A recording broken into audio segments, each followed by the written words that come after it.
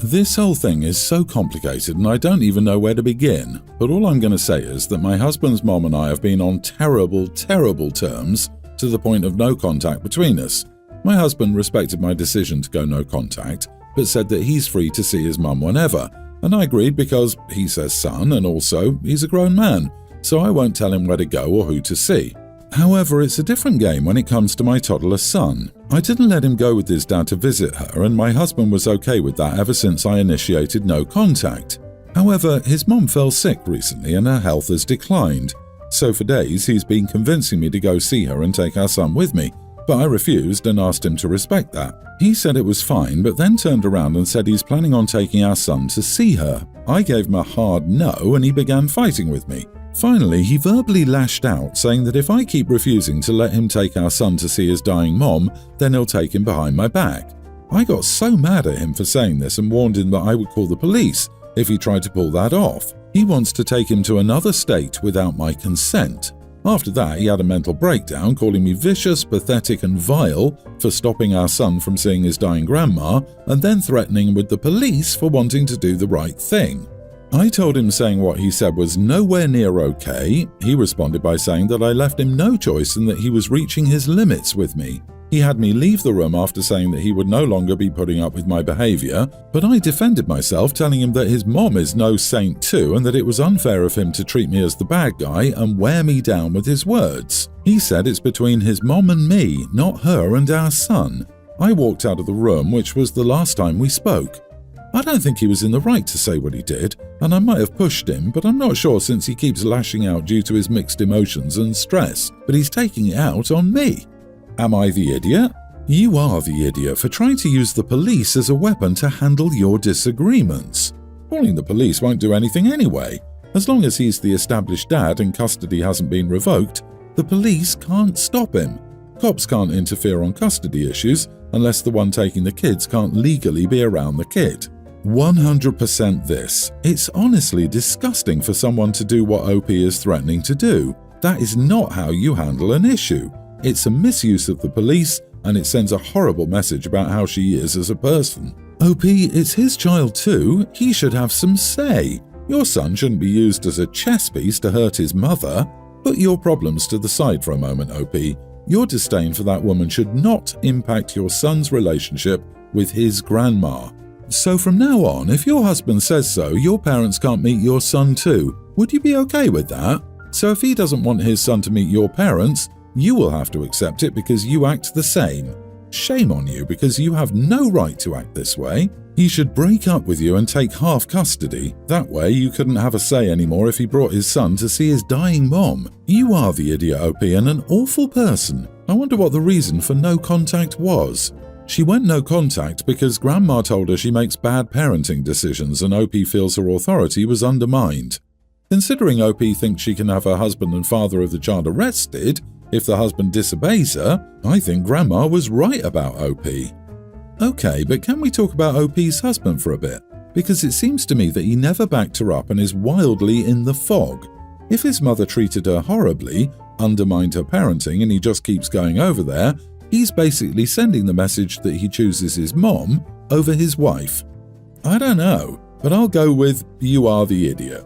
What does your son get out of this? Is he likely to want to see Grandma, or will this be traumatic for him? You are the idiot and you're out of your depth for threatening your partner and co-legal guardian of your son with the police. All your argument is you-based, and all your husband's arguments are him-based. Who's looking past their selfishness to consider what your son wants and needs? So I, 23 female, was born when my dad and mom were in their early or mid-20s. At that time, my dad was a wild partier who made many bad decisions. So after a few casual hookups, there I was. Mom and dad weren't exactly close, so I did most of the year with her and summers with him. Around the time I was probably 4 or 5 years old, Dad found religion and went back to his Baptist roots, which was great for him. Pretty soon after, he met a woman and had my 2 brothers. He also became a preacher and ran his own church, which has become pretty big and popular in this area of our rural southern state. So they started this thing a couple of years ago where every few months, another good Christian family would be highlighted and get their picture put up on the wall with everyone's names, ages, and little family facts. It was a pretty cute practice, I thought. Well, everyone picked my dad this time around, and at family dinner he told us about it and asked which picture we should use. I chimed in and said that we had a great one with all of us when we went hiking and took a selfie on the trail. It looked good and we were all grinning. Dad pulled me aside after and explained that they would have to use a picture without me in it. He reminded me I was born out of wedlock and was technically a bastard, and that his church was very judgmental and religious, so I couldn't be in the picture. Dad also made a point to say that I was a reminder of his wild days, and he doesn't want that bad light on his good name, since he's moved on into a Christ-following man. I tried to argue that I was part of the family either way and deserved to be highlighted, but he told me absolutely not. So when he asked little brother to send in the picture to the woman making the board, I asked him to submit the wrong picture. My brother sent in one where we were all together at the beach with my dad's arm around my shoulders. I was undeniably in the picture. I don't go to the church because I work weekends, but my brother said that some of the congregation asked about who I was in the photo, and my dad had to explain the situation afterward when my brother spoke up and said that I was his sister. That was a week ago. Dad called me the next day, furious and screaming. He said he knew what I did and said that it was selfish to destroy his reputation like that when I didn't even go to his church, and they didn't need to know who I was. I told him that I was part of the family either way, and that even if I didn't attend the church, they should know I'm his daughter, like they know my little brother who doesn't go.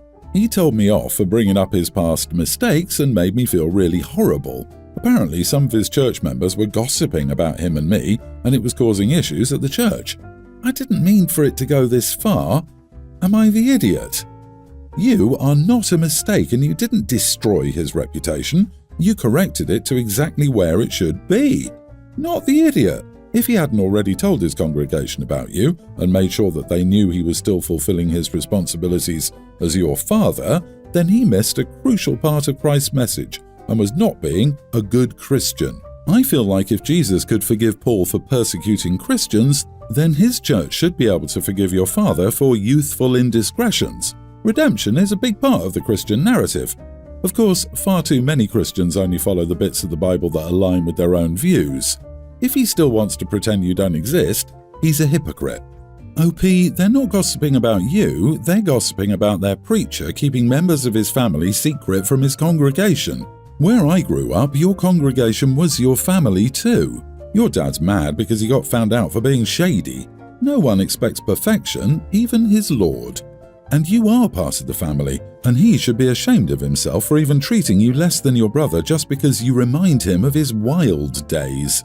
You are still his daughter, and he needs to act like a better father towards you. He got himself in this situation, and he has no right to blame you for anything. I, female 24, have been seeing my boyfriend Martin, 30, for 8 months. He's super funny and sweet. He's currently out of a job for health reasons, but he's actively looking for a new job. This is our first major fight, and I'm unsure whether I was at fault here. 2 days ago, we spent the night together, and he went to the store early in the morning to buy some groceries. Unbeknownst to me, he took my credit card to shop with it. I got woken up by him calling asking me to give him my credit card PIN. I was confused. I asked why, and he said he went grocery shopping with my card and forgot to ask me to give him the PIN before he left. I got mad and felt quite violated. I told him I was sorry, but I did not give him permission for him to go out and shop using my card. He sounded confused and said he was just trying to buy us breakfast, and it only cost $20. Again, I said I was sorry but refused to give him the PIN number. He obviously sounded upset and asked why. I told him that he didn't consider getting my permission to take my card and use it. He said, "All right then, guess no breakfast for us," then hung up. I called and called but no response.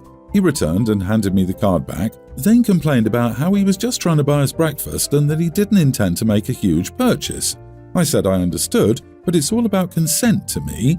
He seemed pretty irritated and upset, though he said it was fine. He left after this and hasn't returned my calls.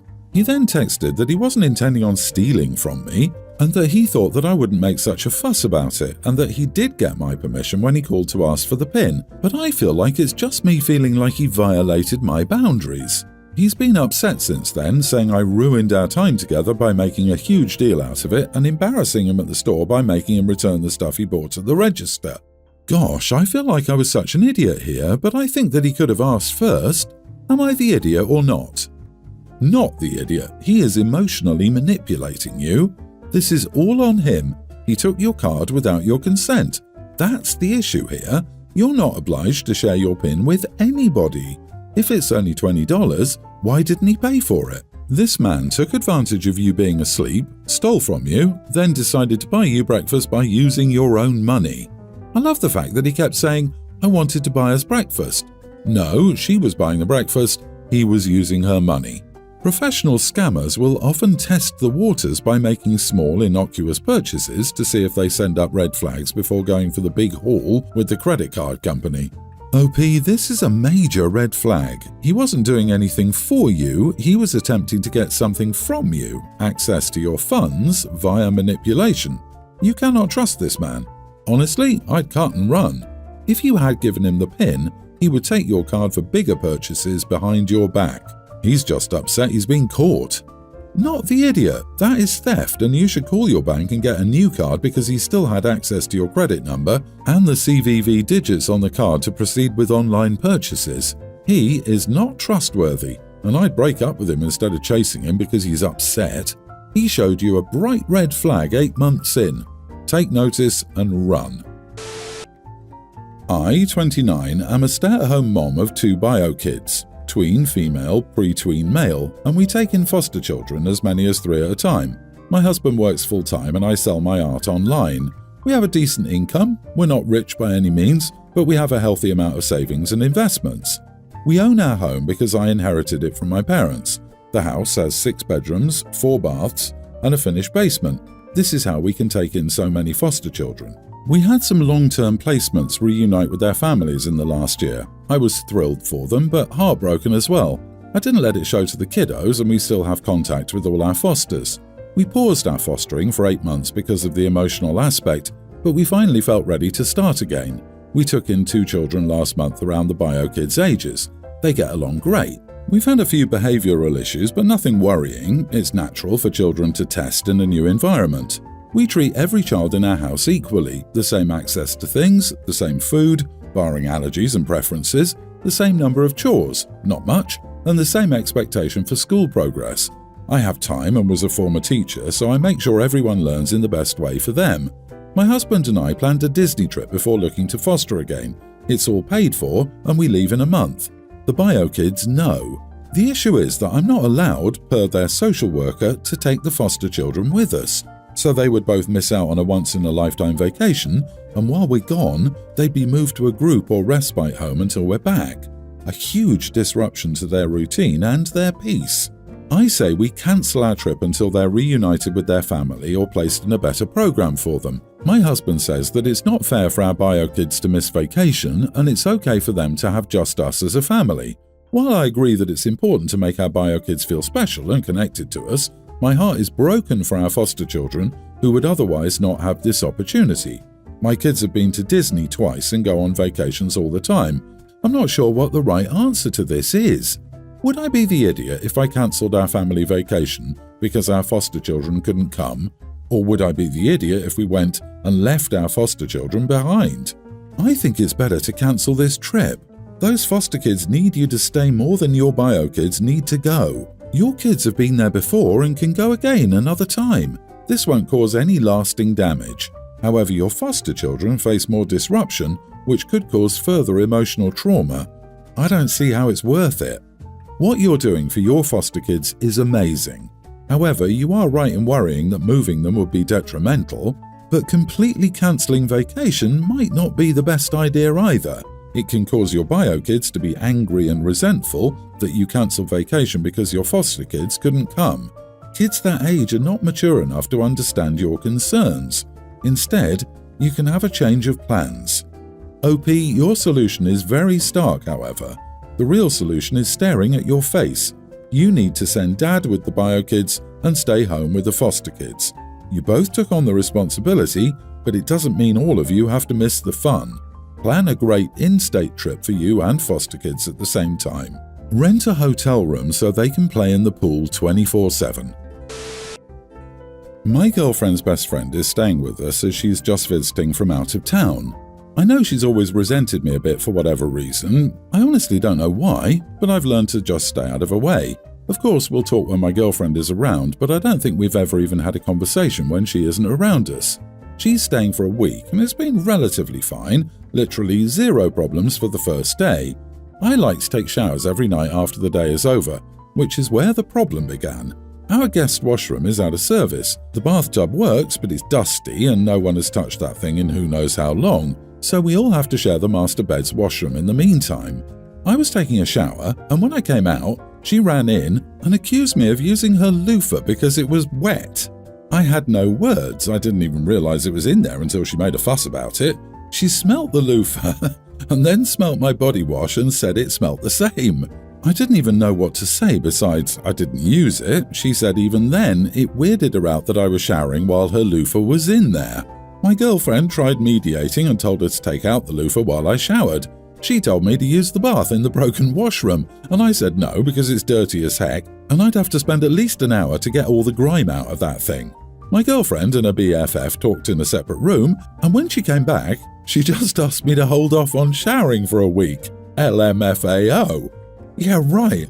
I told her BFF she could leave if I made her feel so uncomfortable, and she did. She packed her things and left. My girlfriend was mad at me. She said that she was our guest, and yes, maybe she was a bit too much, but it was valid to be uncomfortable about the loofah situation. So she tried calling her friend and she didn't pick up once. What was I supposed to do in that situation?